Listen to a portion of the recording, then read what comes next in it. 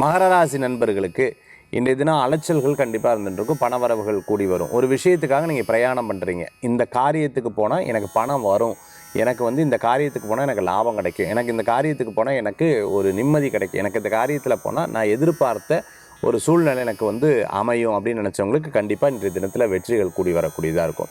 அதே சமயத்தில் குடும்ப சம்பந்தமான விஷயங்களை இன்றைய தினத்தில் உட்காந்து பேசுறது, பிரிந்தவர்கள் ஒன்று சேர்றதுக்குள்ளான அற்புதமான நாளாக இருக்கும்.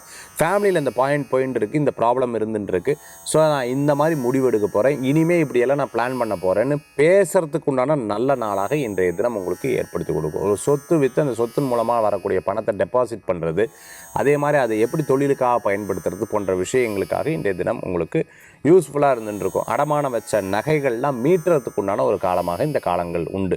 இன்றைய தினத்தில் பார்த்துட்டிங்கன்னா நிறைய பிளான் பண்ணி ஒரு காரியத்தை எடுத்து பண்ணிங்கன்னா கண்டிப்பாக வெற்றி பெறத்துக்குண்டான வாய்ப்புகள். குழந்தைய பார்த்தா குழந்தை மாதிரி மாறிவிடுவேன். சில நேரம் ஹோட்டலில் போன உடனே பக்கத்தில் இருக்கிறத பார்ப்பேன், சாப்பிட்றதுக்கு ஆஹா